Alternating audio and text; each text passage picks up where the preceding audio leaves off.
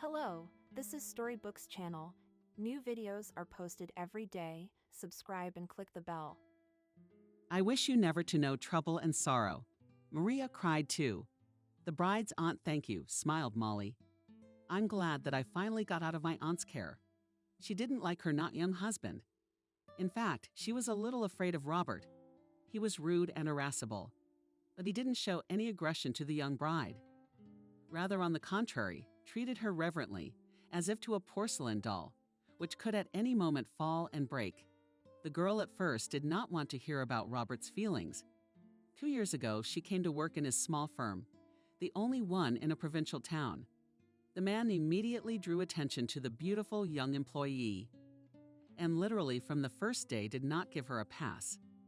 At some point, Molly even wanted to quit, although she knew that it is unlikely to find a good job in her specialty elsewhere. And then an aunt intervened, who had been raising Molly since she was 8 years old. At one time, Maria formalized guardianship over her niece. The girl's parents led a dissolute lifestyle. First, her mother ran away from the city, leaving the girl to her alcoholic father, who was soon imprisoned for life for a serious crime.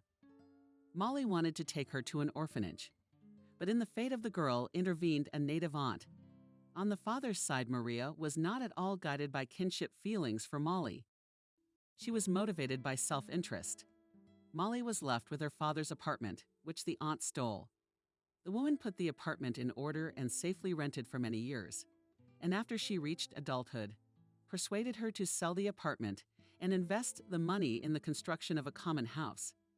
We are one big and friendly family. We will sell your apartment, start building a spacious house, and then sell ours. And with the proceeds, we will leave our new house with beautiful furniture and buy a car. Aunt Maria persuaded me.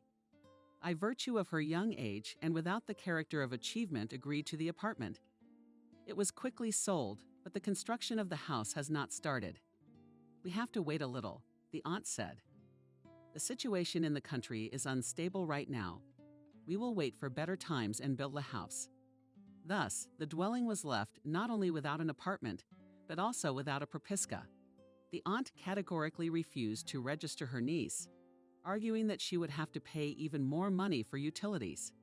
Having learned that the director of the company where Molly works shows a lot of attention to her, Maria, as off the chain, snapped day and night, pestered her niece with her moralizing. She tried to reason the girl, explaining that such a chance can fall only once in a lifetime. Just try to quit such a good job. I'll throw you out on the street, the woman once threatened. I've spent 12 years raising you, feeding you, clothing you. Where's the gratitude? Realizing that it is better to live a quiet life with an unloved but wealthy man than to endure the endless scandals of Aunt Maria, Molly was forced to agree to marry Robert. Employees discouraged the girl, asking her not to do anything stupid, because their chief had terrible rumors. People said that Robert had already had 2 wives, that he was a tyrant and a pervert. Both of the man's previous wives had gone to a madhouse. It was as if after what had happened, the man had sold everything and moved to live in their small town. Molly realized that this was just another gossip and fiction of the locals, who often liked to invent some creepy story about a new person who came to live in their provincial town. Thank you all for your wishes and congratulations. You can have fun until morning, and it's time for me and my young wife to rest, Robert announced, rising from the table. Shall we stay a little longer? Shyly asked the victorious girl. It's so much fun here. I don't want our party to end so quickly. Don't worry, my dear. I'll make you such a holiday at home that you'll remember for the rest of your life, laughed the man. Let's go to the car. Robert insistently hugged the girl and almost forcefully led her outside. Only now Molly realized that she had done something stupid. She wasn't ready for a family relationship with this strange man. She wanted to turn around and run back to her house. She didn't have a home, though, and her aunt was unlikely to let her in. Come in, don't be shy. You are the mistress of this house now, Robert said, showing her the spacious living room. This is where we will receive guests. In that far room we'll make a nursery in time, and over there is our bedroom. The man pointed to a room at the end of the hallway. Go take a bath. Then I'll show you our family nest." Molly blushed and lowered her head.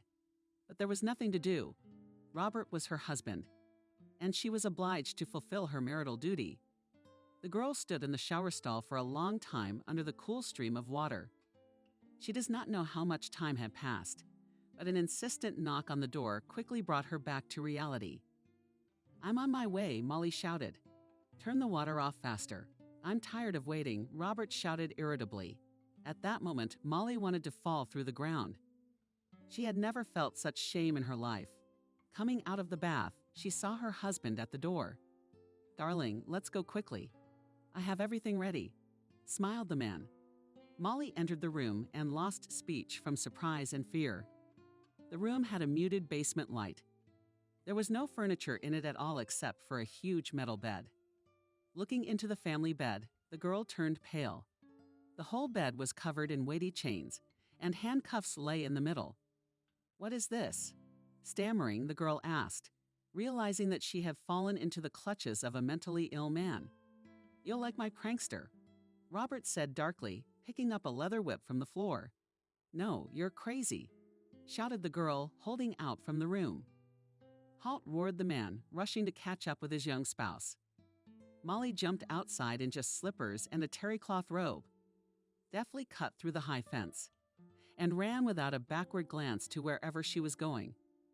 She wanted to get home quickly, to complain to her aunt about what had happened to her. She reached Maria Genadievna's house far past midnight. Molly had to walk through yards and alleys. The passers-by looked away from the girl in the white coat, and some laughed openly, pointing their fingers at her. Seeing Robert's cars near her aunt's yard, Molly huddled near a neighbor's tree. "Don't worry, Robert. As soon as she shows up, I'll call you right away. Those bastards. Who'd have thought? She'll come back to you anyway. I won't even let her on my doorstep. The woman has ruined the whole neighborhood. No, dear Maria. Please let Molly in and call me. So she can't hear you. I'll be right over. I love my wife very much. She's too young to realize her happiness." Robert said calmly. "As you wish," said the woman, softened his tone. "Here, so to speak, a little financial help." "Always ready to help dear relatives," said Robert, counting the bills. "Thank you, Robert. You spoil me." Maria smiled, tucking the money into his pocket. Molly sighed heavily, realizing that she could not go to her aunt. Tears came to her eyes. She didn't think that her own person would sell her out so easily in utter hopelessness and despair. She found her way around the nighttime city. She didn't care what passers-by thought when they looked at her, nor did she see any passers-by. The night streets were completely empty, and the lights in the windows had long since gone out. She looked longingly at the dark windows of the houses. Happy people, she thought bitterly. They have a roof over their heads, and even that has been taken away from me. Feverishly wondering what she should do next, the girl reached the railroad station. Molly wanted to get far away from this city, but as without documents, money, and slippers and a robe, where could she go in such a form? Sitting down on a bench, the girl began to wait for something. She didn't know anything herself. Soon dawn was running behind the three. Molly woke up from her bitter thoughts when she heard a noise behind her. Seeing a young woman who was sweeping the street, rejoiced. "Excuse me," said the girl softly, approaching the janitor. "I found myself in a difficult position." "Do you think it's easy for me?" smirked the woman, resting on the girl with a heavy breath. "I can't help you. I'm not asking for money. Maybe you could lend me some clothes," Molly asked. "She's gone." The woman was indignant. "You think I have a trunk full of clothes at home and nothing to wear? Get out of here, or I'll call the police." Molly stepped away from the woman, realizing that she was unlikely to help. When she heard the signal of the approaching train, she went to the platform. Going into an empty carriage, sat at the window. The girl, with indifference, spent a look, flashed in the window native town. She didn't know where she was going, but she knew that she would hardly ever return to this town. "Look out, the doors are closing." She heard Molly through her sleep and opened her eyes. The carriage was already filled with hundreds of passengers. None of them paid attention to the girl. Everyone was busy with their own worries. School years came to mind. When then they all the class came to this monastery on an excursion. Then the creative life of the nuns seemed to her a dull and boring existence. She did not understand how she could bury herself alive in the walls of a sullen monastery. A salutary thought instantly came into her head. She was now very jealous of the quiet, safe life that reigned in the monastery. When she saw the train approaching the station, she rushed to the exit. Molly had been walking for an hour or two through the forest. She was terribly thirsty. It was very damp and cold. With increasing frequency, clouds overhead said that it would soon start to rain. The strength was leaving the girl. At some point, she thought she was lost. But when she saw a high fence and the gap of huge trees, she was glad. Approaching the iron gate, Molly pressed the bell button. Behind the gate, there was complete silence. It seemed that there was absolutely no one there. Only after about 10 minutes, heavy footsteps were heard. "What do you want?" asked a sullen old woman. She opened the heavy wicket. "Please help me."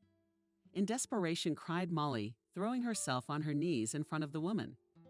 "Come in," the nun said in a rough voice, looking at the girl with interest. "How are you running from whom?" asked Nancy. A woman of no particular age was looking at Molly with an inquisitive gaze. She tried to look into her soul to understand who stood before her. The girl wanted to start a story about her hard life, about her misfortunes, but the lump in her throat prevented her from uttering a single sound. Shuttered Molly silently cried, "Okay, I see, you need to rest. Afterwards we will talk calmly," said Nancy, instructing the assistant to take the girl away. Mother Nancy led Molly to the far cell, which was behind a similar courtyard.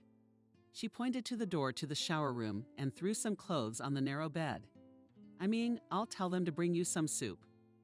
By evening you can rest. You'll be called for evening prayers," the woman said gruffly. Molly was not used to being in a closed space among gray walls.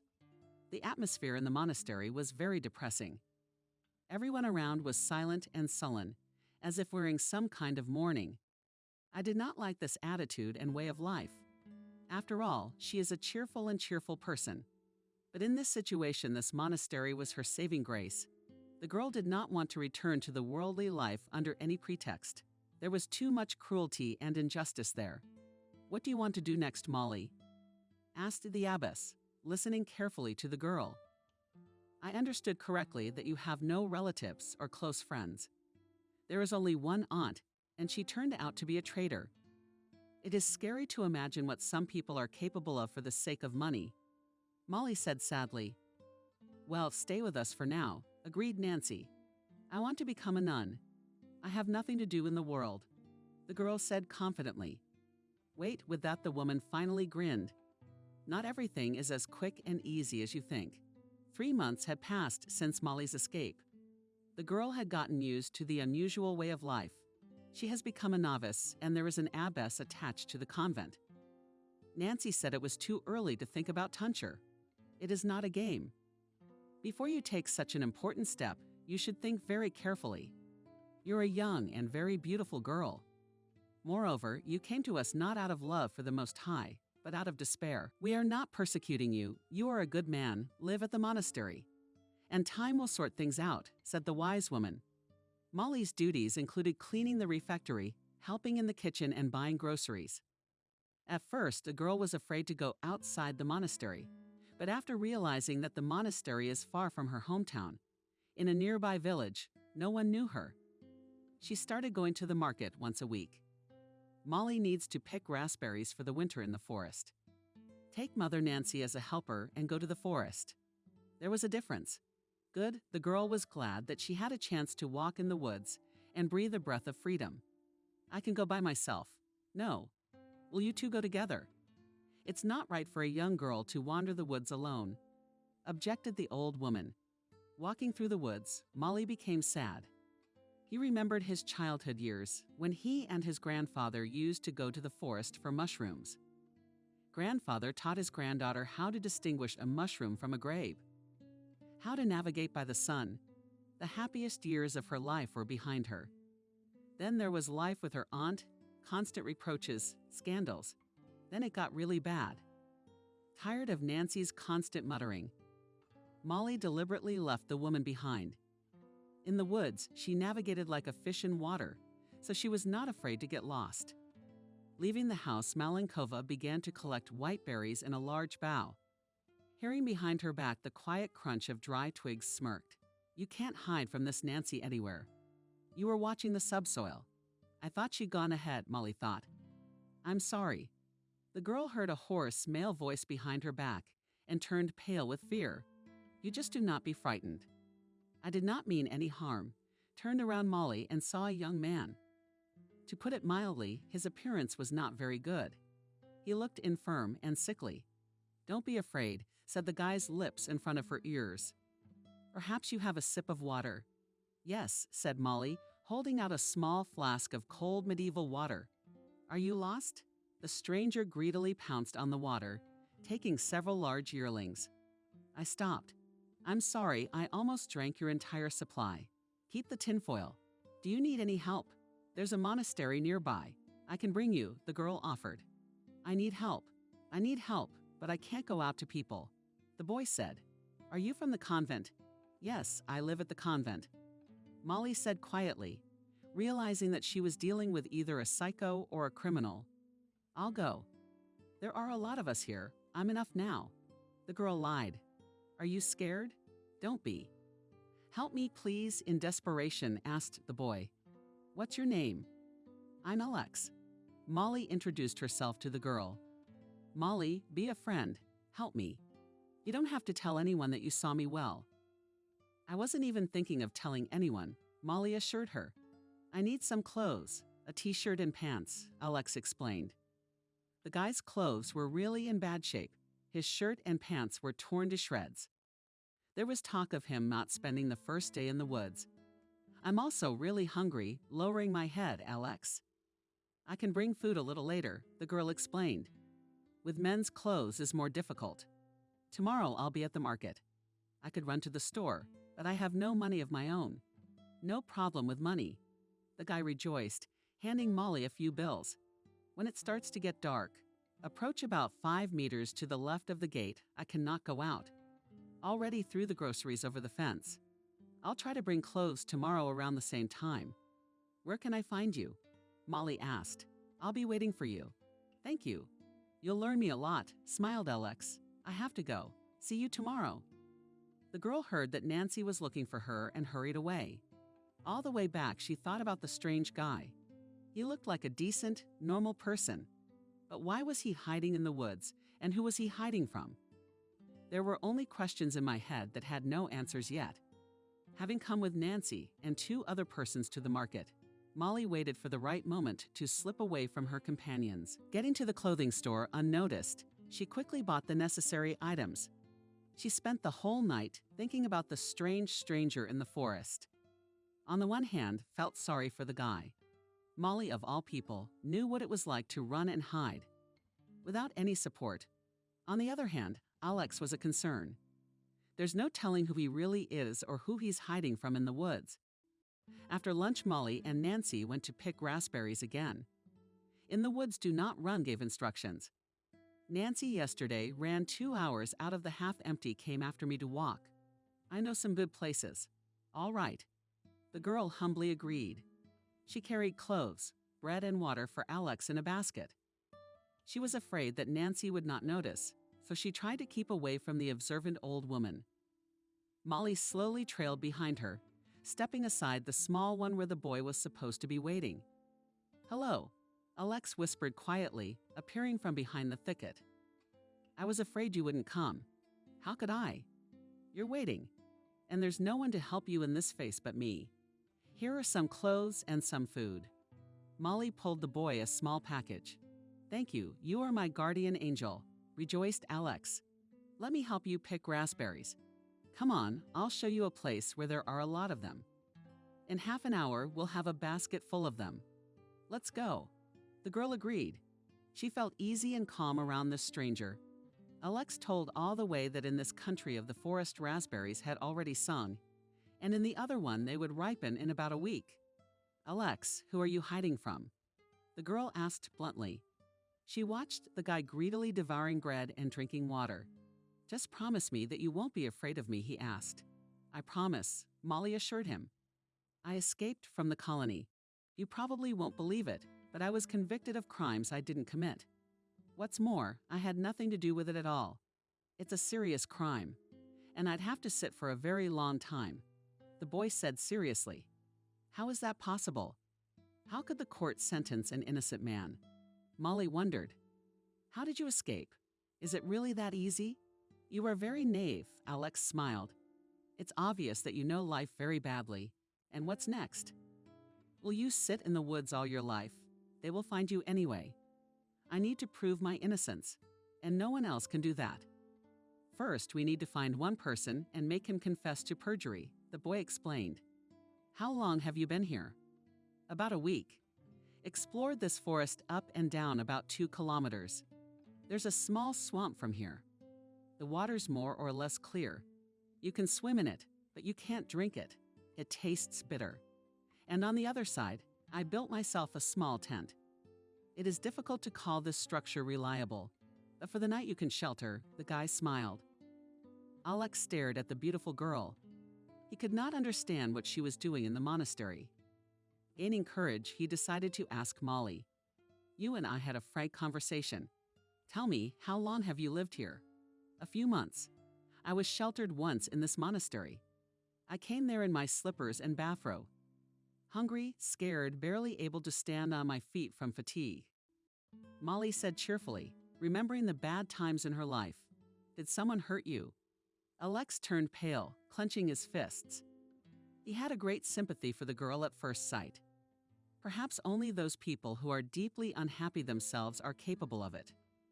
Persecuted, and needing the support of help and love. He wanted to protect her. Molly looked very defenseless, fragile. Molly thought for a while and then told him all about herself. He listened in silence. It's amazing how one person can have so many problems and troubles all at once. It's a shame I'm on the run now. I would like to see your aunt and the man, to explain what is good and what is bad. But nothing, there will be a holiday on our street. Molly, what are you going to do next? Do you really plan to? Lock you up in a convent for the rest of your life? Yes, I've given it a lot of thought. It is, of course, boring and tedious there.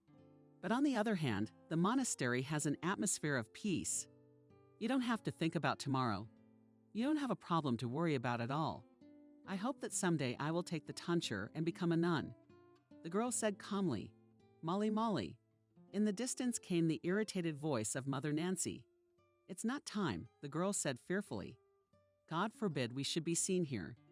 In the evening, come to the same spot by the fence. I'll drop a bag of groceries. Thanks, Molly. I'll see you tomorrow. Will you come with Hope? Asked the guy. I don't know. If you send for raspberries there again, please come. I will be very much waiting. Asked Alex. You are like a rainbow ray appeared in my gray life. Looking at you makes me want to live. Molly took a basket full of raspberries and quickly went to Nancy.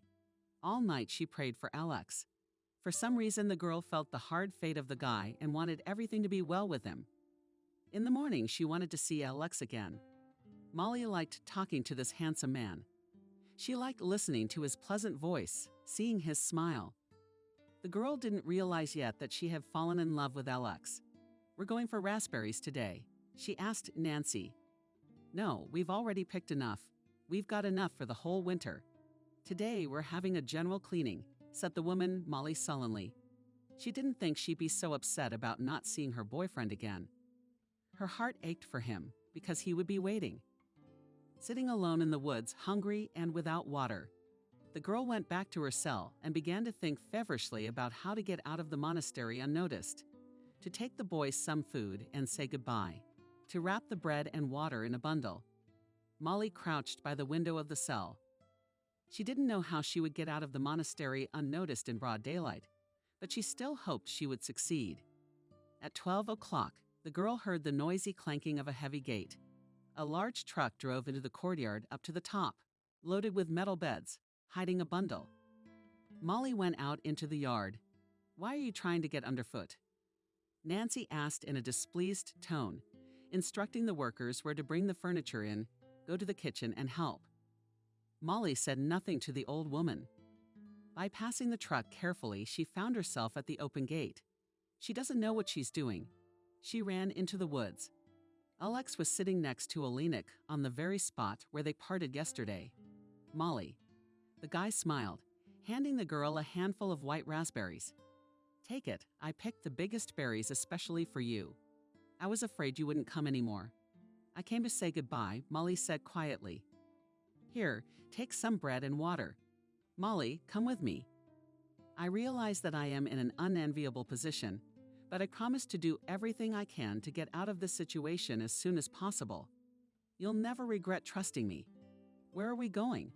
To that shack you built for the campground? No, Alex, I can't do that to the abyss. Nancy trusted me, she gave me shelter. And then I'm not going back to the worldly life. It's too troublesome. I'll wait until tomorrow to give you plenty of time to think.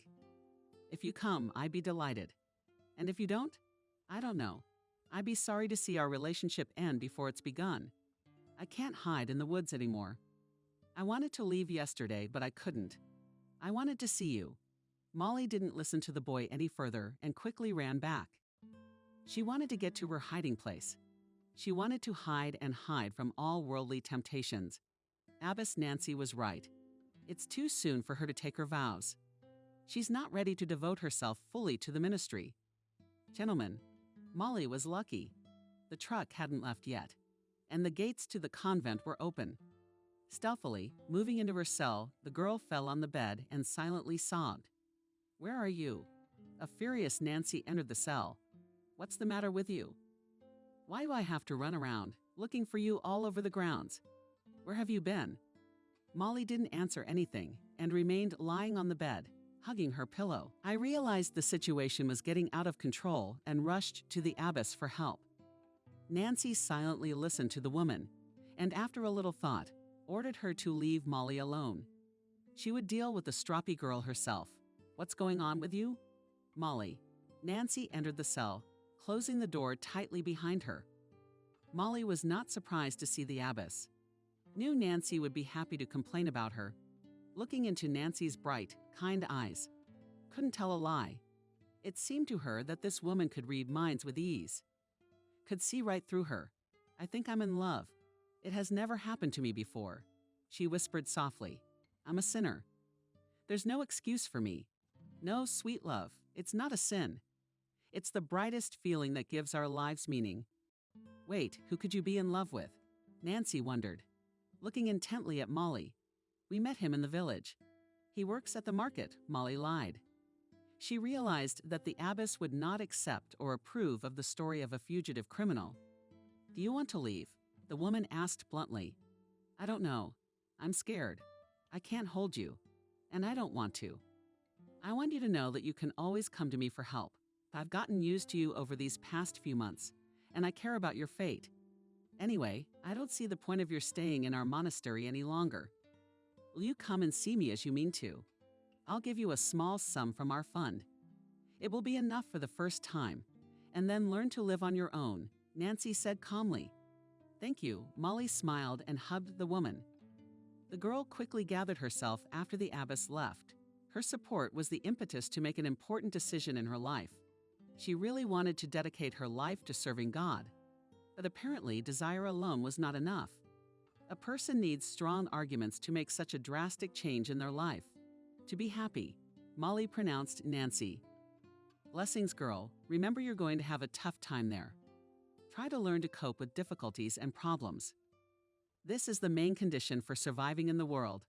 Thank you, Molly said, wiping away the traitorous tears.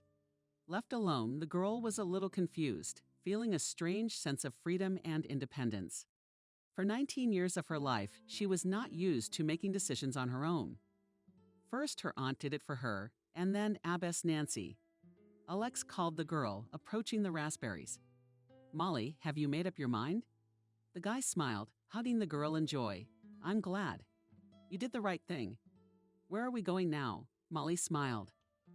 First, we need to get out of this forest. Although I am very used to it and feel like a forest master, laughed the guy.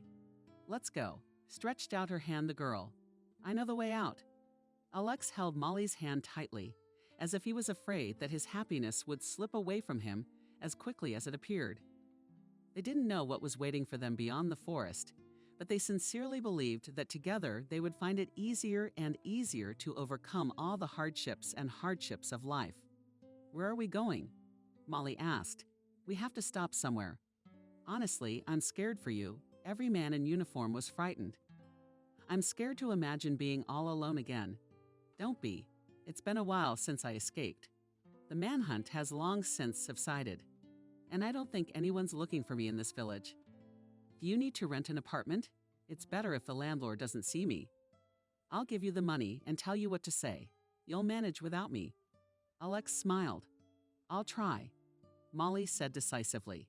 Young people were sitting in a cafe, drinking coffee with cakes. They planned their further actions. Molly felt very light.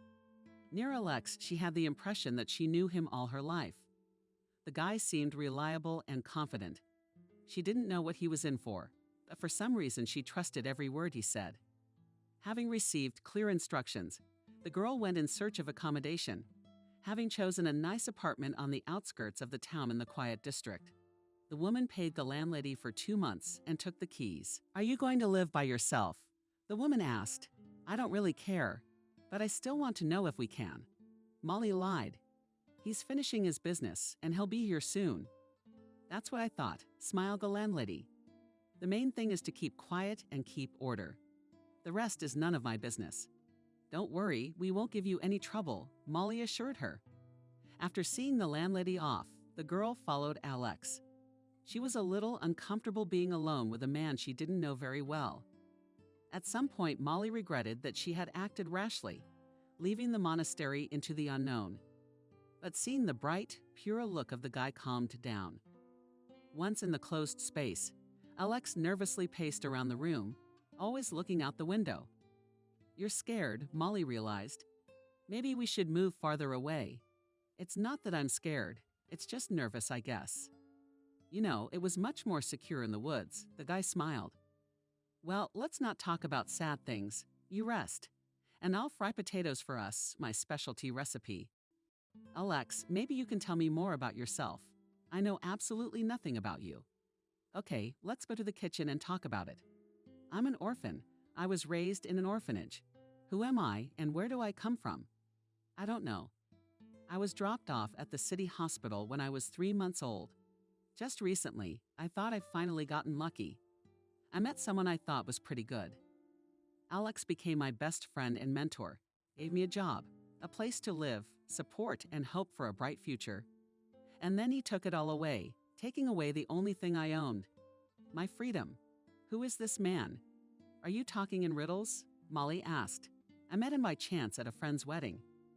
That same night, he offered me a great job as a freight forwarder. Alex headed one of the largest trucking firms in the city. My duties included escorting vans over long distances. Who would have thought he'd be capable of such sneakiness?" "You were set up?" Molly guessed.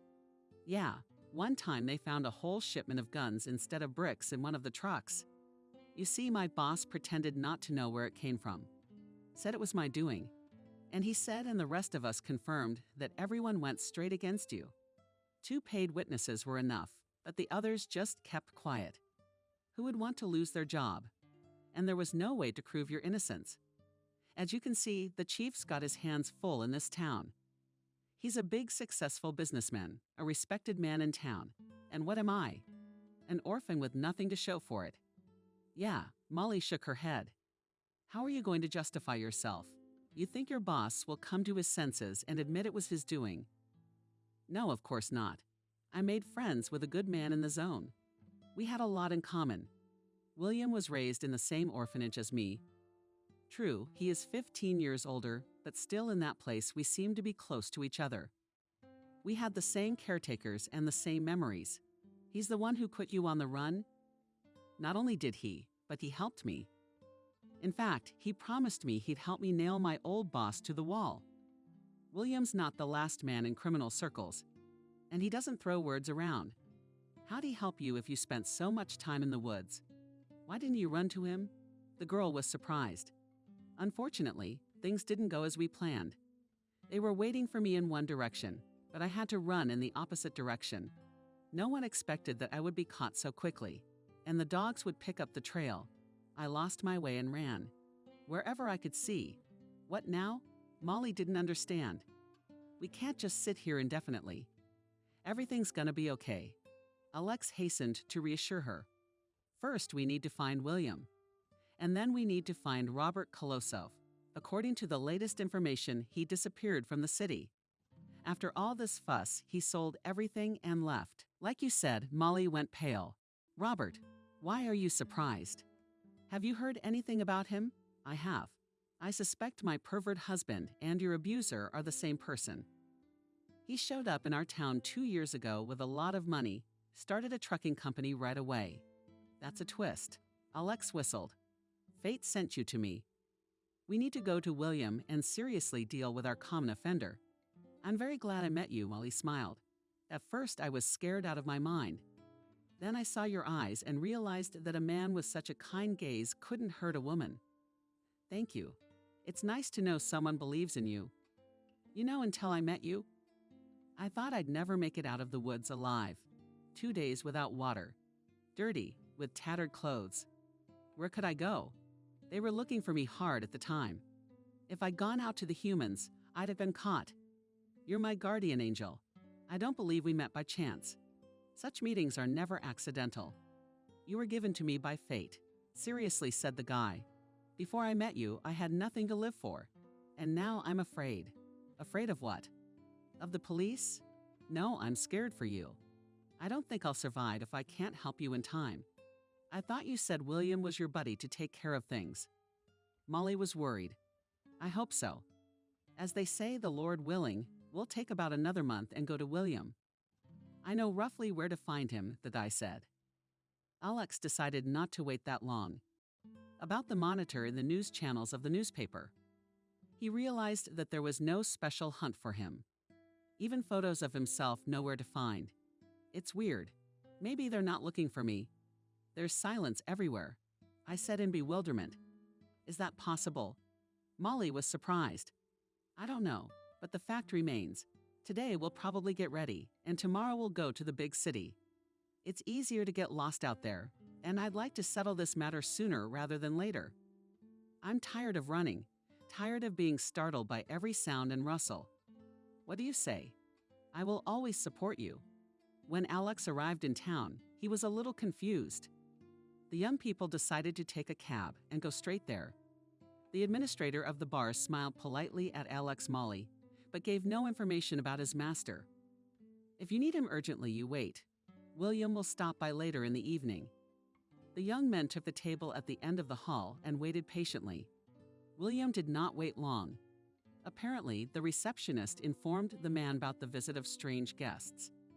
Alex is alive, the stocky bald man said, hugging his friend. Who's that with you? William wondered, looking at Molly. Molly is my guardian angel, for whom I would tear anyone.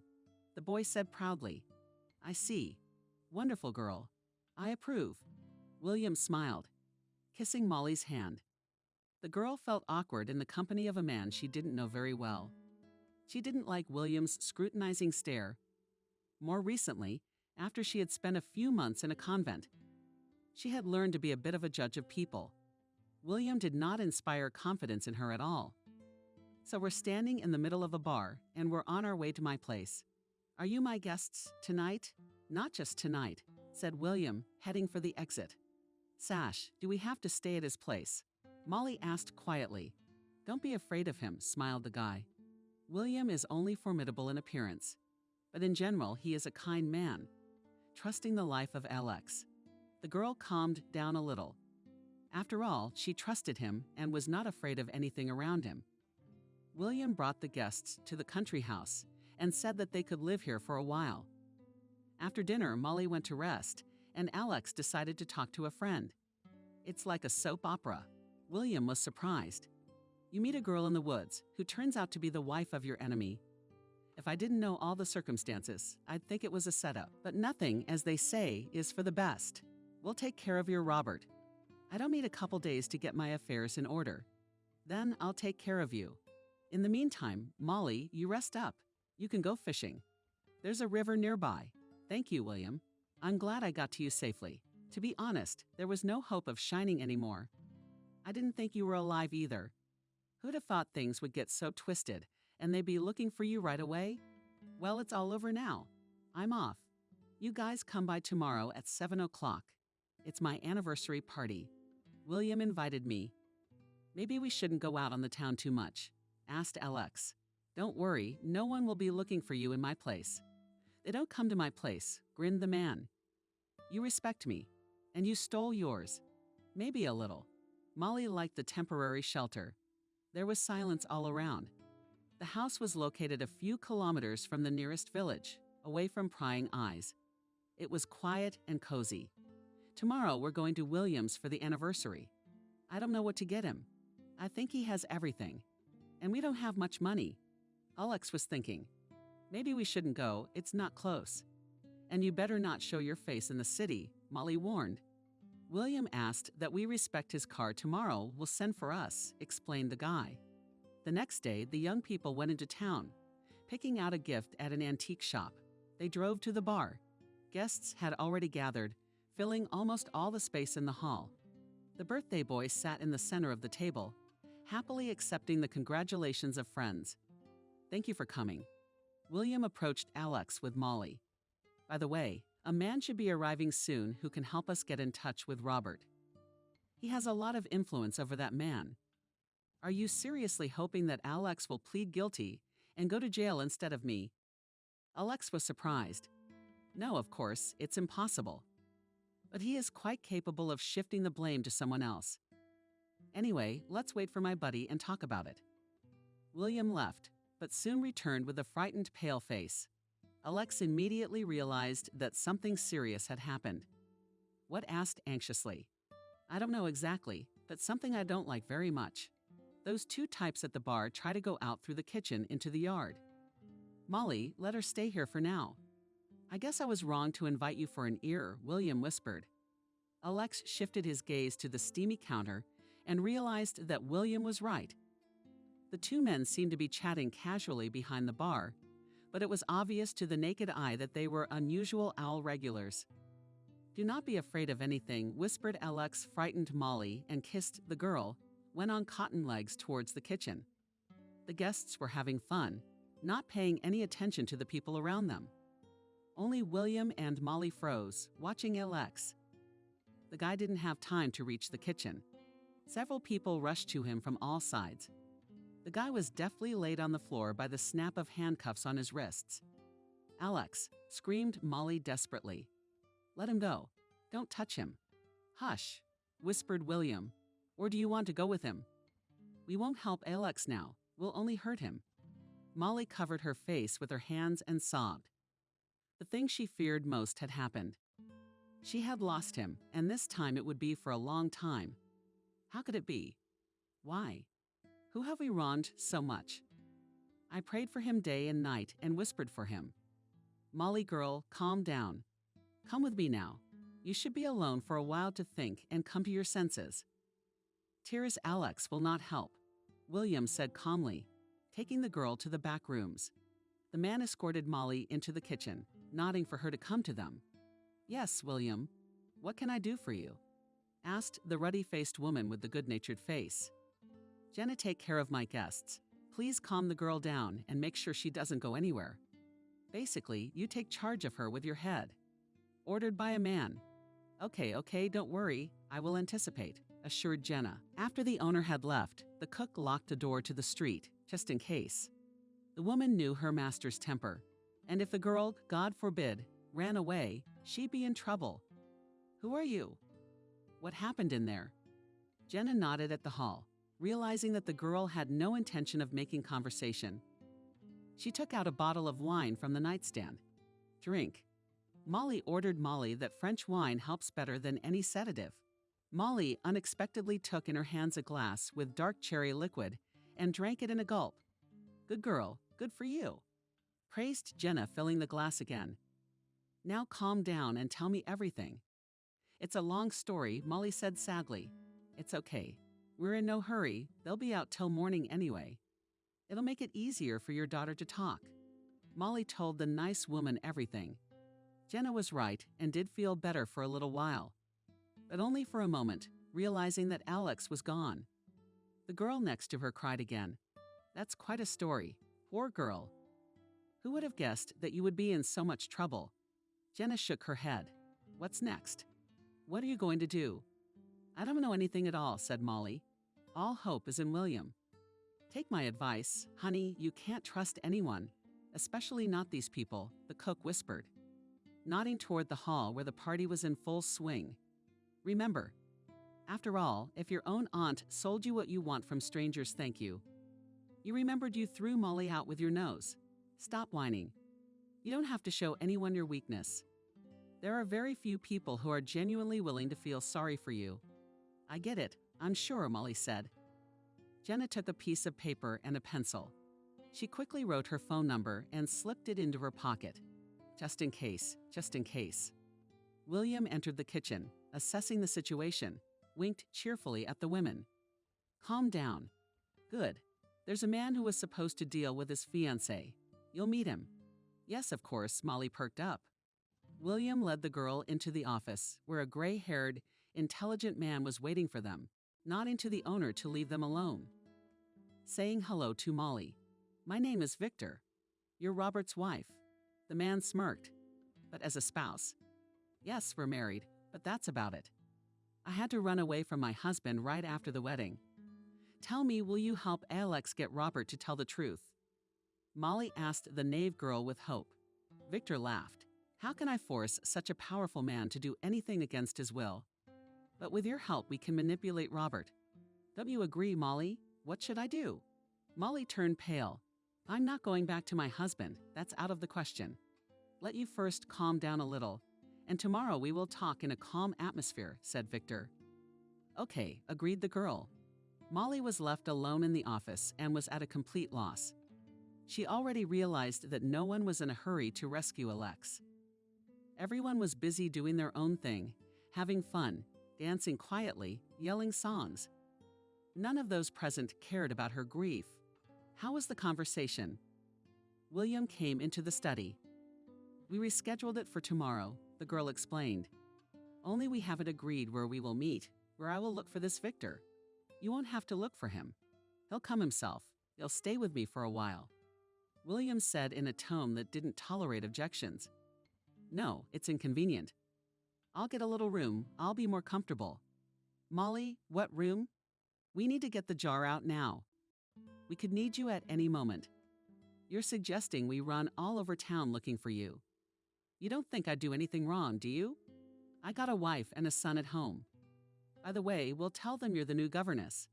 I just fired the last one the other day. Okay, Molly agreed. A little calmed down, she wanted to trust this man because he spoke well of him. Alex considered him a best friend, almost a brother. But something told her that her gut told her that William was not at all what he wanted to seem. Molly was uncomfortable in someone else's house. William's wife, Julia, squinted at her. The woman must have thought that the new governess was her husband's mistress. He arrived with his wife around 5 o'clock, assigned one of the best rooms, and later announced that he had found a wonderful governess for his son. Julia remained silent. She didn't dare to contradict her husband. Good morning, greeted William, coming into the girl's room. How do you like the new place? Everything is fine. If something is wrong, say thank you to me right away. It's great. William, any word on Alex? Is there any way to get him some groceries and clothes? Molly asked. Don't worry about it. The guys have already done everything. Is your Alex like in a sanatorium? Loudly laughed the man. Victor is coming today. I advise you to listen to him in everything. Alex is the only one who can help. Got it. Yes, I'm ready to help him, the girl said. She really wanted it to be over quickly. Most of all, she dreamed that Alex would be acquitted and released. After all, without him, life was freezing, lost its colors. Could you please specify what my duties are? Your wife doesn't communicate with me, and your son is rude and avoidant, Molly complained. It seems strange that the governess does not leave the room and does not deal with the child. I'm so sick of her jealousy. The man got angry, and really cannot and say she has a tongue like a broomstick. In a moment, we'll tell everyone and you and Alex. And I'm already being dragged. They suspect I was the mastermind behind his escape. Anyway, just bear with me for a while. I think things will settle down soon." Molly spent half the day in the room. Toward evening, Victor finally arrived. The man was clearly agitated about something. "Hello, Molly. I've been up all night thinking about how to influence your husband," the man said. "Victor, please don't call Robert my husband. Our marriage is more of a misunderstanding, especially since I'm sure he's divorced me already." I asked, "Molly, can you tell me what I need to do?" "As far as I know, you worked at his firm." "Yes. 2 years exactly. Surely you still have friends or buddies there, right?" the man asked. "Well, in general, yes. My coworkers and I were very friendly." "We need to find out some information. Maybe it's classified, and not all the employees are aware of it. We need to get in touch with Robert's confidant. You can do that, and all this information will help to free Alex?" The girl was surprised. "Yes, but you have to blackmail him with something." "Robert is not the kind of man who will make concessions," Victor explained.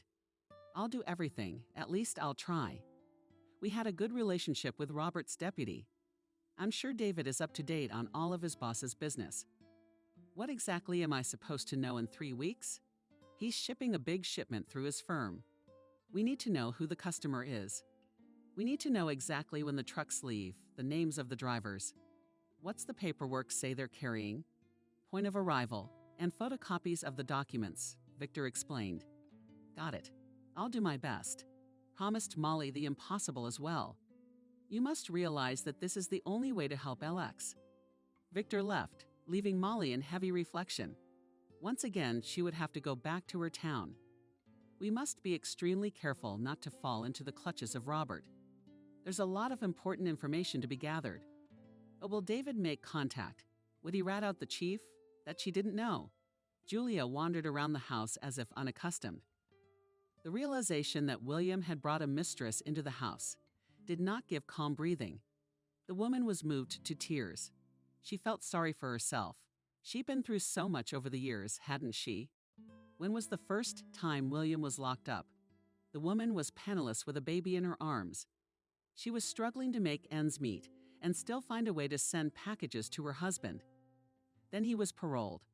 William changed a lot, became angry and alien. He had a lot of money almost immediately.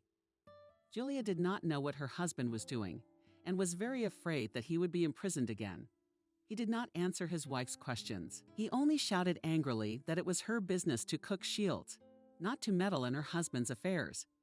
When she reached despair, the woman decided to leave her husband, who had become a complete stranger and hated her. Having learned about his wife's plans, he threatened her, advised her to sit quietly and do not interfere. Otherwise, he would have to take her to the woods, to teach her to reason. She agrees. Julia heard the conversation coming from the open door of her husband's study and lurked at the door. Great, William rejoiced. I knew she would do anything for that sucker. What's next? If she gets the information we need, she'll demand Alexa's release. How do we get out of this? I don't want Molly to get pissed off. And if she tells everything Robert, we will not be well, then worriedly said Victor. She won't. William smirked. Denka, okay, woman, she belongs in Turkey in some elite brothel. You'll organize it. You've already thought of everything and calculated everything. Well done, praise. Victor patted his buddy on the shoulder. Of course I'll organize it. For such a beautiful girl, I also made a lot of money.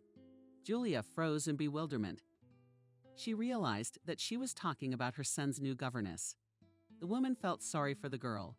She thought that Molly was her husband's mistress, but the girl turned out to be just a pawn in some cruel game of William. Julia spent the whole night thinking about the new governess.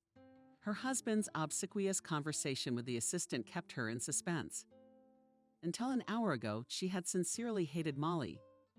Now she felt very sorry for the young girl. The woman would have gladly told her everything, warned her of the danger, but she was afraid. Julia did not know what Molly's reaction would be if the governess rushed to her husband for explanations. She would be in trouble. The woman awoke close to noon. Hearing children's laughter in the yard, she looked out the window. Molly was swinging her son on the swing, and he was laughing merrily. William's words to the brothel came to mind. Deciding to put an end to her husband's lawlessness, Julia quickly dressed and went downstairs. Molly Nikolaevna's mom is very nice. We've been practicing since morning, and now we're playing. The boy reported excitedly. Wonderful, smiled Julia. Run inside. We'll be right there with Molly. The child obediently left, and Julia approached the girl. Who are you? She asked without any preamble. I was confused, Molly. A governess. Can I see your documents, diploma, references? Molly lowered her head, not knowing what to say. She didn't know how to lie and pretend at all. Moreover, she had not expected such a conversation. William had assured her that she would have no problems in his house. It seems to me that you have no diploma or special education. I'm right, Julia asked. Yes, whispered the girl. William is helping my fiancé. Alex has big problems, and no one but your husband can solve them. Now that sounds like the truth, said the woman. It seems to me that my husband will not be able to help your husband. Alex will rather, on the contrary, will drag you into his dirty deeds. Why? Molly was surprised. He promised William of those people for whom the word means nothing. They only care about money. Lots of money. Tell me, can I be sure my husband won't find out about our conversation? The woman asked me bluntly. I won't say anything, Molly promised, not understanding anything. Yesterday I witnessed a conversation from which I realized that you must get information about Robert. I'm right. Yes, that's exactly the information that will help. Alex explained to Molly. No, Julia shook her head. No one is going to release your Alex. My husband has other plans for you. After you get what they want, you'll be sent to Turkey. Just don't think it's for a vacation. The woman smiled sadly. How? The girl couldn't believe it. Why would he want to do that? He promised. Molly was silent, remembering Julia's words that William should not take her word for it. What are you going to do? Julia asked. Think it over. And God forbid that William should find out that you know about his nefarious plans. Thank you, Julia. I really appreciate the warning. Don't worry, no one will find out, Molly assured the girl. All day long, she couldn't find a place to be. She was overcome with despair and fear. The last hopes that Alex will be able to justify collapsed. Moreover, the imaginary friend William turned out to be worse than the enemy. After all, you know the enemy by sight, and the friend, masquerading as a decent man, stabs in the back. The most unexpected moment, Molly come into the office called William. As soon as Molly arrived home, really wanted to get in the face of this private person. But pulling herself together, the girl smiled welcomingly and followed him. Victor said you were ready. There is no time to lose. The information should come to us as soon as possible. The man said, puzzled. I'm ready to go, the girl assured him. The only thing is, I hate to ask, but I have almost no money left. Found a problem, laughed the man. Of course, I will give money for your business trip. You can go tomorrow morning. You probably don't understand, do you? I need a lot of money, nonchalantly said the girl. Why? William smirked.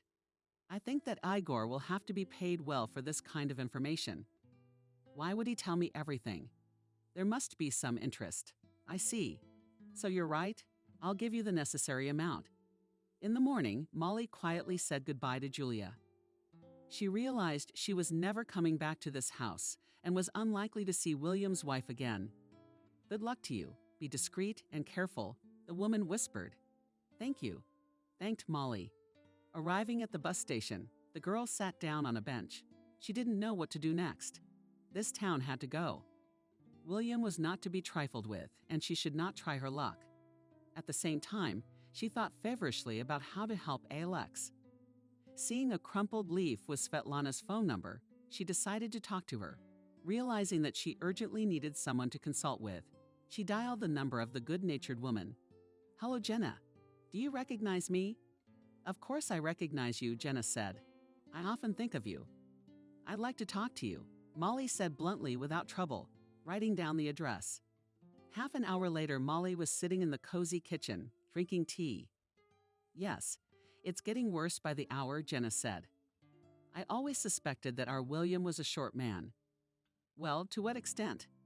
Are you very lucky to have found out what he's planning? You're right, but I don't know what to do next. I extorted some money out of him. I wanted to hire a good lawyer for Alex. But where do I find one? Well, that's no problem at all. Did you come to the right place? The woman's happy. My son is a lawyer. True, he only recently received his diploma. But I assure you, he's no worse than expensive lawyers. John is too honest and fair. He won't rest until he gets to the truth. Especially through him, you'll be able to communicate with Alex. Maybe he can tell you how to help him. Great. Molly was happy. And your Vanny will agree to take a rather hopeless case. Of course. Where will he go? Jenna winked. I'll call him right away to come over to my place. You stay with me for a couple days. I need to think things over. Molly breathed a sigh of relief. She had hoped that things weren't so bad in this case. Maybe they could find a way out of the situation together. John listened carefully to the girl's story about Alex's misfortunes. What do you think, son? Asked Jenna after a long pause. Nothing encouraging so far. It's all very confusing.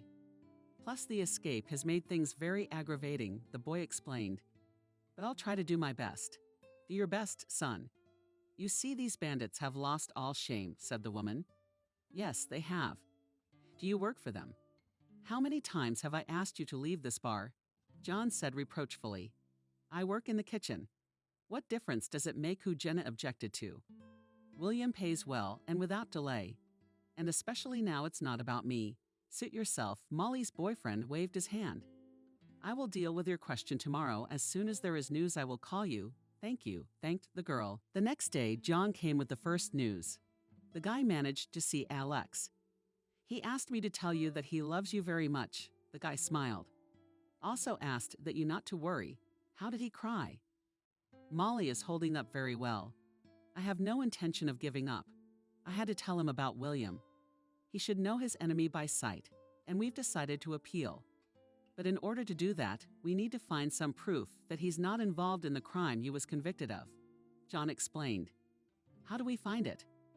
Robert will never admit to anything in his life, Molly said. William asked you to find out about a large trucking shipment. Why would he do that? Why do you think? I think Robert's being set up or robbed. It's a situation that could play into our hands in a way Molly hasn't realized. I think Robert would be interested to know that gangsters are interested in his shipment, and he'll certainly want to know who. Tell me, what kind of man is Robert? You can talk to him. At first glance, he seems like a nice guy. Yes, you can have serious conversations with him about his business. Robert is reasonable, not violent. Often listens to outside opinions. Then I don't understand. Why did you have to run away from him? I imagined him to be a monster, the guy wondered. As a manager and businessman, he is a normal man. But in his personal life, he's not quite normal. Robert is a pervert. I didn't believe the rumors that were going around about him. I had to see for myself, the girl explained. I barely got away from him. Well done. John's come alive, son. What's so great about it? Jenna intervened. Don't scare us. I don't mean that. The kid laughed. Molly, we might find some evidence of his addiction. I don't know. I heard he's been married twice, and I think both spouses are in a psychiatric hospital. That's great. John was happy. As far as I know, he used to live and work in our town. Yeah, he had to sell up and flee the capital after the story that got Alex locked up. Molly, if I manage to get some dirt on Robert, would you be willing to meet him for a talk? Naturally, John asked in my presence. If it's with you, I'm ready. Is there anything I can do to help right now? Yes. We need to talk to his ex-wives. Find them as soon as possible. I'm seeing a classmate of mine right now. He's an investigator. I think he can help us in a few days. Molly and Vanya were on their way to Robert Ailes. They managed to get some compromising information against him. Robert was very protective of his reputation and had to agree to Molly's terms. Are you afraid? Asked John. You don't have a face on you. I'm afraid, honestly, admitted the girl. I have very bad memories of this city. First, I lost my parents here. Then there were years of abuse from my aunt. and then it got worse. Don't be afraid, I won't leave you. Sashka said I'm in charge of you. I was joking. Getting out of the cab, Molly and Vanya went to Robert's office. The secretary was very surprised to see Molly in the company of a young man. Jenka, whispered the girl, what are you doing here? Where have you been? Robert's been looking all over town for you. Even went to the police. What about yourself? Molly nodded at the door. Just got here. I say don't. We want to surprise you. Molly smirked. Robert was sitting at his desk, going through some documentation. The man was obviously puzzled about something, and did not immediately see Molly and John. Hello, Robert, Molly said loudly, trying to hide her fear. The man took off his glasses and literally jumped up in his chair. It was visible to the naked eye how he was shaken with anger. John said calmly, "You'd better sit down and don't make any sudden movements." Who are you? Robert, Molly's lawyer, bellowed. My name is John. The guy introduced himself. What do you want? The man didn't understand. If you want to take something from me, you can't. Is our marriage annulled? No, said John. We're having a more serious conversation. Listen to this. You'll find out. John turned on the tape recorder. For several years of my life, Robert has made my existence a living hell. There was a shaky female voice on the tape. Turn it off. Robert roared. Great. Did you recognize one of your wives, Lydia? There's also a recording of a conversation with Katerina. Turn it on, smiled John, realizing he'd hit the sore spot. No need for a detached voice, said Robert. How much do you want? We don't need money, said Molly. Maybe you remember that Alex kid you set up and put behind bars? Then he sold everything and fled to our town. How do you know about that? Stunned man. It doesn't matter. Alex should be released, Molly said decisively.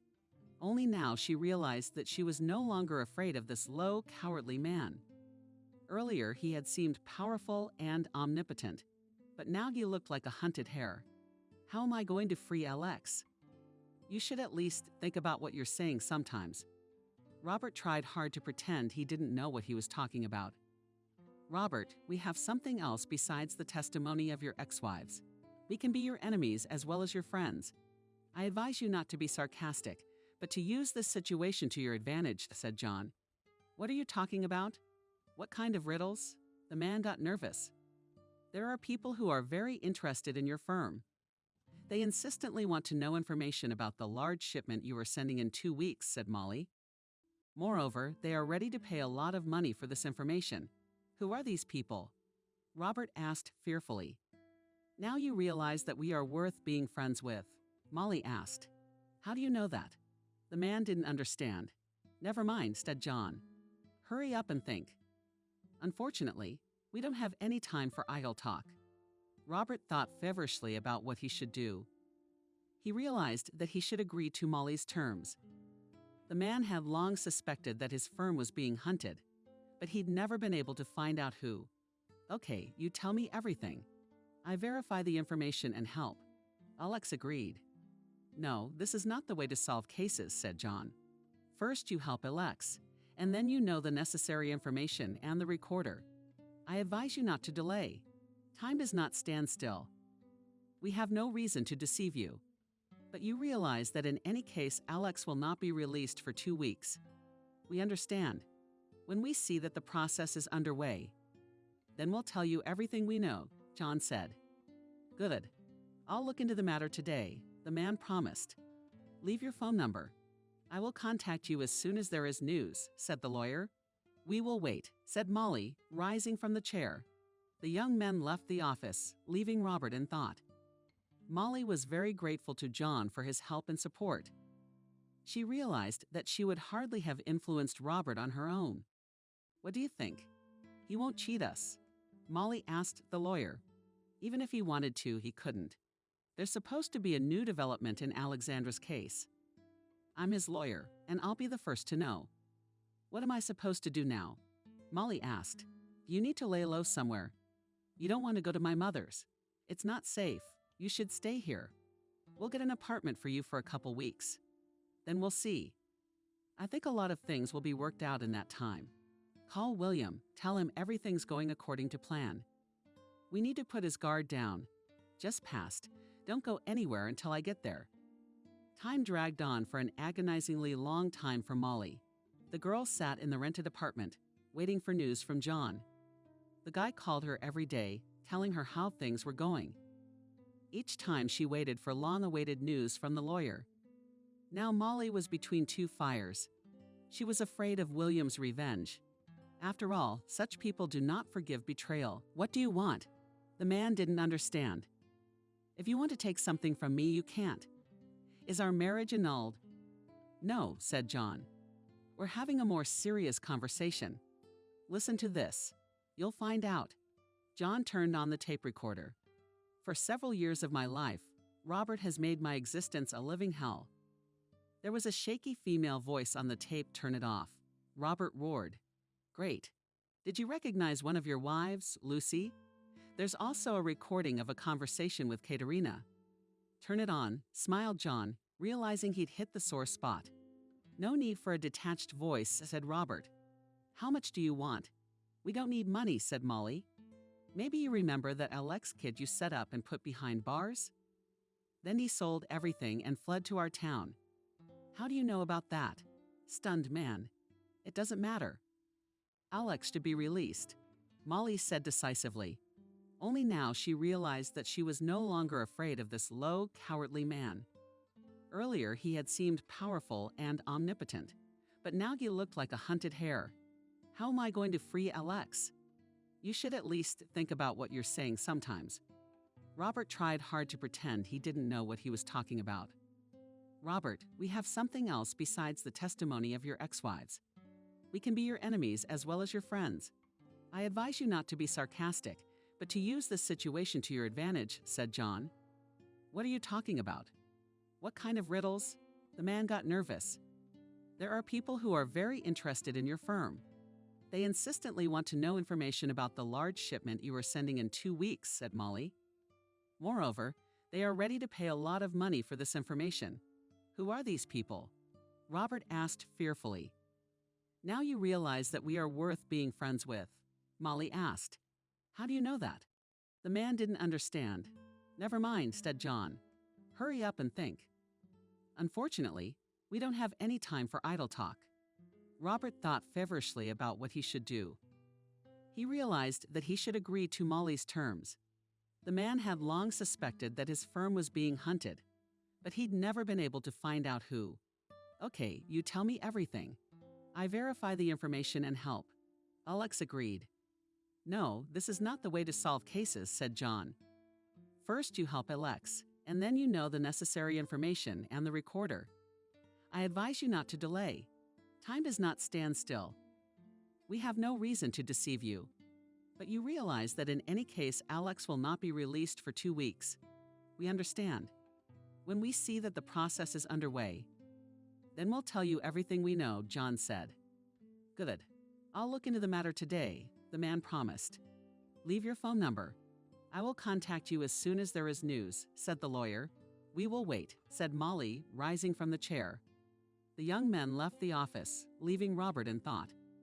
Molly was very grateful to John for his help and support. She realized that she would hardly have influenced Robert on her own. What do you think? He won't cheat us. Molly asked the lawyer. Even if he wanted to, he couldn't. There's supposed to be a new development in Alexandra's case. I'm his lawyer, and I'll be the first to know. What am I supposed to do now? Molly asked. You need to lay low somewhere. You don't want to go to my mother's. It's not safe. You should stay here. We'll get an apartment for you for a couple weeks. Then we'll see. I think a lot of things will be worked out in that time. Call William. Tell him everything's going according to plan. We need to put his guard down. Just passed. Don't go anywhere until I get there. Time dragged on for an agonizingly long time for Molly. The girl sat in the rented apartment, waiting for news from John. The guy called her every day, telling her how things were going. Each time she waited for long-awaited news from the lawyer. Now Molly was between two fires. She was afraid of William's revenge. After all, such people do not forgive betrayal. I'm going to my place, John said into the phone. Robert called yesterday. After his call, I checked the information. Anyway, the ice had broken. Molly rejoiced at the good news and prayed to God that everything would go well. The girl couldn't sit still, walked around the apartment here and there. Looking out the window, seeing in the courtyard of the lawyer's car, rushed to open the door. "Well?" impatiently asked the girl, seeing John on the doorstep. "Everything is fine. The resumption of proceedings on newly discovered circumstances." The guy smiled. Robert kept his word. "Pack up, he's waiting for us." "I still don't understand how he did it. And I think he admitted his involvement in the crime," the girl pondered. "No, of course, I won't go into details. But I can say with certainty that the testimony and evidence that provided your ex-husband is enough to justify LX. Now there's another problem." "What is it?" Molly asked fearfully. "William. I have some thoughts. I need to talk to Robert. I think he'll like my proposal. That way, we can neutralize William." Robert was waiting in Molly's office with his lawyer. When he saw the young men, he was overjoyed. So they were not deceived. Robert sighed with relief. "I explained at the first meeting that we are serious people and are more your friends than your enemies," smiled John. "I'm going to have a very serious conversation with you." "Yes?" the man said, inviting those present to sit down. "Tell me, you don't hold a grudge against Molly, do you?" the boy asked bluntly. "Logically speaking, she's saving your firm." "No, I don't." The man glanced at Molly and immediately shifted his gaze. "You see, I'm in grave danger right now. You must help her avoid the retribution of these people." "Yes, of course. I will do everything in my power," the man assured. "Now we will tell you who is interested in your cargo. By the way, if it's no secret that you were going to bring anything illegal, I'm just asking out of curiosity. I was supposed to be moving a very large shipment of valuable metals. The deal was completely classified. I still can't figure out who could have sold us out. Frankly, if it wasn't for you, a lot of innocent people would have died. And my firm and my reputation would have been completely ruined, and I would have given up the deal until the traitor was identified. I don't do that kind of business." "And how many people knew about the deal?" John asked. "I am my assistant and the customer. In my opinion, the circle of suspects has been narrowed down to one." The lawyer smirked. "Yes, but I need to check him out somehow. I've always trusted Igor, and I still doubt his guilt. Here I propose to check your assistant, and at the same time to punish those people who wanted to take possession of your cargo." "How to do it?" Robert asked quietly. "You have good connections in the police, don't you?" "Well, yes. I'm going to tell you the plan I've come up with. If you agree, we will punish your enemies and get rid of them at the same time, thus helping Molly to avoid the vengeance of these people," said the boy. "Yes, I agree with certainty," said Robert. "Well, I like your plan, don't you?" "It's very clever. I can feel it right away," said Robert. "I certainly never would have guessed that William was playing a double game. A low, sneaky man. We've known each other for years. I've done a lot for him in my time. And as it turns out, I've been making an enemy. So here's the deal. You're announcing to your assistant today that you're changing the transportation route. And I'm asking my comrade to help us in exposing the criminal group," said John. "What am I supposed to do?" Molly asked. "You will now call William. Tell him that you got all the necessary information. But there are still some details to be clarified. We need to know if you will be informed about the change of route," the lawyer explained. An hour later, Molly and John were sitting in a cozy cafe. Molly looked sad. I remembered how they had recently been in a similar place with LX, eating ice cream, making plans for the future. At the time, none of them could have guessed that the man who was the only one who could help the boy would turn out to be a despicable traitor. Molly thought about how lucky she was to have met such a wonderful man as John. If not for him, there was no telling how her fate would have turned out. "John, I'm very grateful for your help. Tell me, do you have a personal score to settle with William? Vidyet is taking a big risk by helping me and Alex. William doesn't forgive such behavior. You know, I was going to leave this conversation for later. But if you brought it up, I'll tell you now, Molly, I like you very much. Just don't say anything." "First, after hearing me out," John said, seeing the protest in the girl's eyes. "Anyway, we'll get Alex out, but think about whether you need him." I realize that you met him at a difficult time in your life. You probably thought it was love, but it's more likely that you felt the protection and strength that came from Alex. John, there's no need to go on. This is an empty conversation. What can it give you? The lawyer got angry. He has absolutely nothing. No home, no family, no education. It's just him and that's it. What's waiting for you next to Alex? A miserable, miserable existence. You'll get bored of that kind of life very quickly. I, unlike him, can give you everything you deserve. I'm just at the beginning of my career. It won't be long before I'm on my feet, a successful man. Let's not ruin our friendship and never revisit this conversation again. I love Alex, and I don't care if he has something or not. The only thing I want is to always be by his side. Molly said confidently.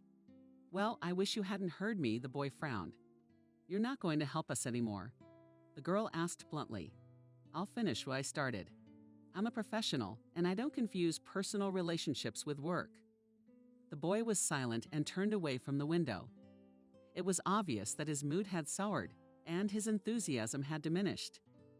Molly was afraid that John would not keep his word and would start to put sticks in the wheels on purpose.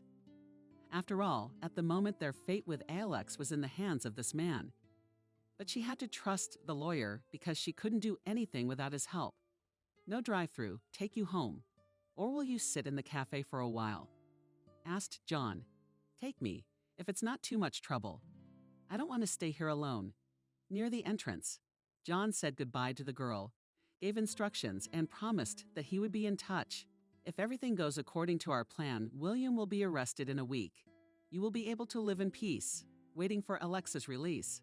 The boy said sadly, John, thank you. We would never have gotten out of this without your help. Molly thanked him sincerely. Are you afraid I've figured it out in days? John, don't think about it. I've never been a mean person. Molly calmed down a bit. After this conversation, John appeared to be a man of honesty and fairness. She hoped that her intuition would not fail her and everything would be fine. The girl called William in the morning and told him that she had learned a lot of things. There were still some details to be clarified. The plan was for her to call him back in the evening. Until then, Robert would inform his assistant about the change of route. And if he was the traitor, William would know about the change. William, I'm sorry to bother you, the girl said into the receiver. I wanted to ask about Alex if there is any news. How good of you to call. I received information that the transportation route has been changed. Do you know anything about it? Quickly asked William. The man was visibly nervous, almost shouting into the phone. I don't know anything yet. Masterfully lied Molly, don't worry. I'll meet my man in the morning and find out everything. I'm expecting the call right away. William bellowed, hanging up the phone. Molly hung up the phone and smirked. John was right. Apparently, the traitor at Robert's firm is his assistant David. He knows all the routes, and William didn't have that information. That's pretty weird. The girl was in a state of shock. During this short period of time, she realized that close friends are the most betrayed, the people we trust the most. The girl decided to call Robert to share her thoughts. He knew his employees better than she did. Maybe the traitor was someone else after all. Someone who didn't have access to all the information. Especially if David was working for William, he wouldn't have had to send Molly here. Cell phone rings. Hello. Don't get distracted? The girl asked, dialing Robert's number. No, I'm all worked up. Is something wrong? The man asked quickly. I've been thinking. Something's not right with me. What kind of things? Robert asked. William knows about the change of route. He's very excited and wants the information as soon as possible. Tell me, does Igor know the new route? Yes, he made it up himself. I gave him the maps on purpose to keep him informed. David here knows the layout of the new route, but William doesn't. How is that possible? Molly asked. I see what you mean. Then who? It was a secret shipment. No one knew about it except me and my assistant. Robert was confused. Thank you, Molly, for sharing your thoughts. I'm gonna call John. I wonder what he'll say about it. Robert immediately dialed the lawyer. John also realized that it was unlikely that Igor had done this. Robert, how long ago did you check the office for a bug? John asked. I never did. I didn't need to. The man was confused. That's not good.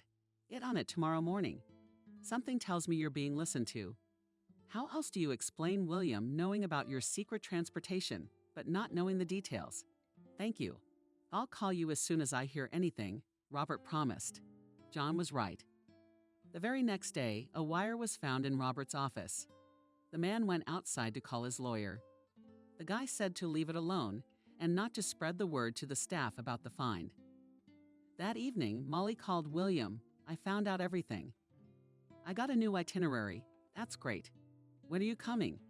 Asked the man. I'll email the paperwork. I'll be there a little later. I want to visit my aunt in a few days. The girl lied. Okay, I'll be waiting. It was time for the special operation. Molly was very worried. She feared that William would not be caught red-handed. If that happened, she wouldn't be able to get away. William is not Robert, and you can't escape him that easily. Don't be afraid of anything. Trying to reassure John. Just sit tight and wait for my call. I thought, what if William won't do it on his own? No way. He's too greedy to trust anyone with such a big job. Greed will get him killed. Time literally stopped for Molly. Tired of waiting for the cherished call from John, the girl began to pray for time. Everything should have ended long ago, but the phone was stubbornly silent. Unable to stand it, Molly decided to call herself. Yes, John said calmly. Did something go wrong? Molly asked. Why aren't you calling? I'm fine. I forgot to call. William's been arrested, and with him his whole company. The guy said without emotion. I'm sorry, I'm really tired. If there's any news about Alex, I'll call you right away. Molly hung up the phone and sighed with relief. It's okay. William had been arrested. But for some reason she felt very uneasy. John had changed beyond recognition. She knew he resented her for refusing him. But she had never promised him anything. She loves Alex and is not going to betray her love by exchanging it for material goods. Molly spent a few days all alone. She had nowhere to go, and she did not want to communicate with anyone. The girl patiently waited for any news and set him free. Robert, we're being honest here. I know who the real culprit is. So an innocent man gets hurt again. The girl asked me bluntly, but how can I tell you? There's a man who owes me a very large sum of money. He will never be able to pay me back. I suggested that he redeem his debt in this way. Anyway, it's easier for him to do a few years than to live in constant fear. I didn't press him, and he gladly accepted my offer. Well, that's probably the best option. Thanks anyway. You don't hold a grudge against John. He's lost his head in love, and I understand him very well. I mean, I was once willing to do anything stupid for you. It's a pity my former vices prevented me from knowing happiness with you. You're a very beautiful woman. Frankly, I don't envy Alex. The guy's lucky in some ways. Molly went outside and decided to walk to her rented apartment. She was overwhelmed with double feelings and thoughts. She didn't know if Robert would keep his word or betray her like everyone else she had encountered lately. Robert was her last hope. Was there no one else to help? Everyone had turned their backs on them, leaving them alone with their problems. Molly put the cup of coffee on the table and walked to the window. The first snow had fallen today. The girl was glad to see large-shaped snowflakes that did not fall down, beautifully covering the ground with a white blanket. Hearing the phone ringing, she ran to her room. Only Robert could call her. John had never made himself known. No one else knew her number. Hello, Robert, the girl said cheerfully. Any news, how do you say? Yes and no. Anyway, this is not a telephone conversation. You tell me your address. I'll stop by for a couple minutes. Why don't I go to the office? Molly was worried. Although Robert gave the impression of an adequate person, but still the girl knew him from the other side. That's why I was afraid. And I certainly didn't want to be alone with him. Don't be afraid, Robert said. I won't even go into the apartment if you want me to. Just give me the address. Molly dictated the address and went to the kitchen to put the kettle on. The doorbell rang just 10 minutes later. Hi, Robert smiled. What's my surprise? I don't understand, Molly. Come into the kitchen. It's very stuffy in here. I made tea. Wait, you and your tea, laughed the man. Look over here. Molly looked out into the corridor and froze, not believing her own eyes. Alex was standing near the door against the wall. The guy clutched a large bouquet of scarlet roses in his hands and smiled silently. Sashka, Molly shouted, throwing herself on the neck of her favorite person. Why didn't you warn me? I would have cooked dinner. We wanted to make a surprise, especially if we had everything with us. Robert nodded at the weighty bag of groceries. Molly, Alex, and Robert sat at the table. The girl couldn't look at the guy. She still couldn't believe her happiness. Robert wanted to leave right away, but Molly insisted that he stay for lunch. I never thought I'd be sitting at the same table with you, Alex said, looking at Robert. It's not for nothing they say that sometimes friends become enemies and enemies become friends. Don't be afraid of enemies, be afraid of friends, philosophically, said Robert. I am guilty before you, before Molly. I didn't think Molly would be so helpful either. By the way, your lawyer didn't go anywhere. He just changed his phone number. That's what a shallow person does. He seemed very serious and fair at first. God help him, the judge said. Molly. Alex is free. That's the main thing. What are you going to do next? Robert asked. To live, smiled Molly. That's right. I can offer you a job. Would you like to go? Asked Robert. No, said Alex firmly. We'll start our lives all over again, from scratch, so to speak. We'll probably go somewhere else. As you asked Molly, would you ready to go anywhere? Seriously, said the girl. Well, I approve of your choice. Robert opened the briefcase, took out a neatly folded package and placed it on the table. What is it? It's for a new life, the man smiled. I sincerely wish you happiness. You deserve it. Robert said goodbye to the young people and left for work. Molly unwrapped the roll-up and whistled in surprise. Such a sum of money she had never seen. Oh, Alex was surprised. It's paid off in full. Any idea? The guy smiled. What? Remember that forest where we met? Asked Alex. Of course, I have the happiest memories with this place. Maybe you noticed at the entrance from the forest behind the monastery stands a big term. I remember a 2-story carved house, very beautiful. There was an ad for sale at the gate. I thought it was unlikely anyone would want to buy a palace like that in the middle of nowhere. Wait, where are you going with this? Molly smiled. Let's buy this house. It's so beautiful. It's quiet. And the air? I'll finally get to do what I love to do. I'll open a woodcarving shop. Alex's eyes sparkled, like a little kid who finally got what he's been dreaming of all his life. Super. I think there is no better place to live, said the happy girl. That's great. So tomorrow morning we go to a new life, said the guy, hugging Molly. Molly felt peace and bliss for the first time in her life. She felt warm and cozy around this manly man. She knew he would never betray her.